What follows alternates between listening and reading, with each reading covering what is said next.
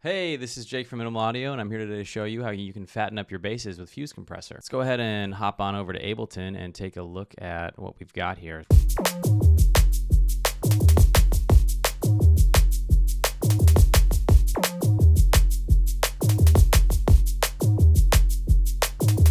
It's a very simple patch. We have an operator, two oscillators playing with some subtle detune, pitch envelope up to get some snap on the attack, filter turned down a bit to remove some of the high end because without it it's got that super digital high end that we're not super interested in, so I want to remove some of that.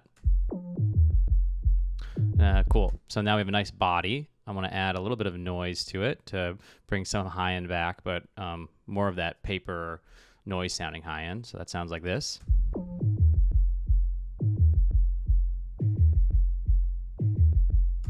Super subtle, and then a little bit of an amp with a very low dry wet to just get some overdrive into it.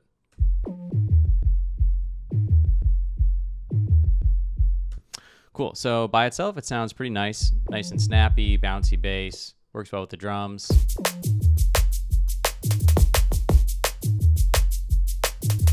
It does sound like it's sitting a little bit too far back in the mix, so to do that we could try bringing up these noise floors and bringing up more overdrive, but let's just quickly give a listen to how that sounds.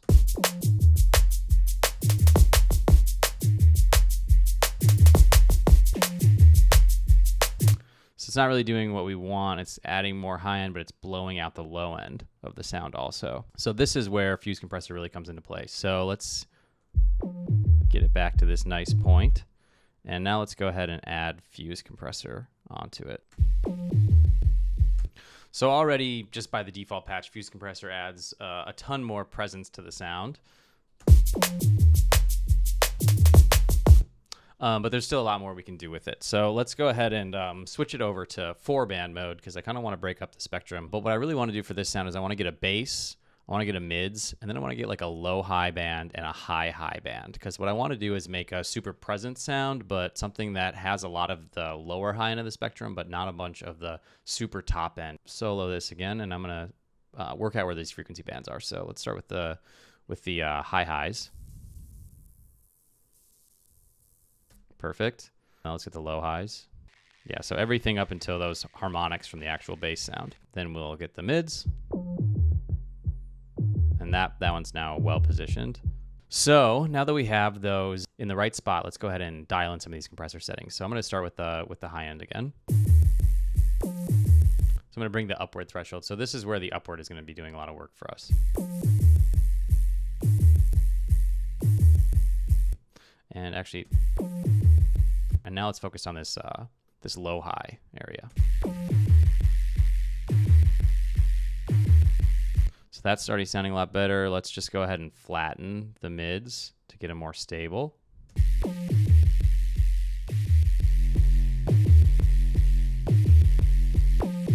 But I'm just gonna play with this crossover while I listen to that one.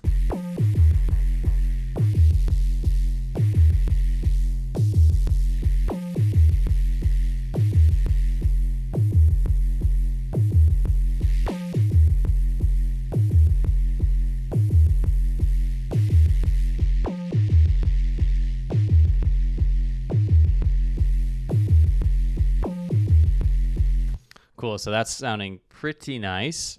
And then finally, let's just go ahead and squash this sub and get it really, really stable.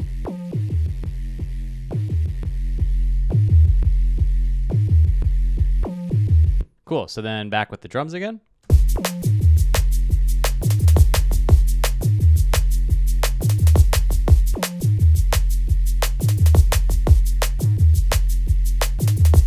So what I want to do is actually try this on mid-side mode now and unlink the channels. And let's see if we can get some of that side information from the stereo noise to come through a little bit.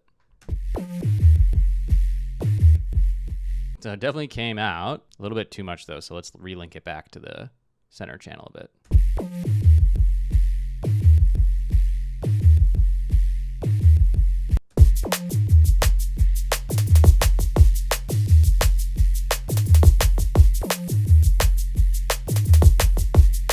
And I think the tail of the sound's a bit too much, so I'm going to bring the decay down to And with the drums again.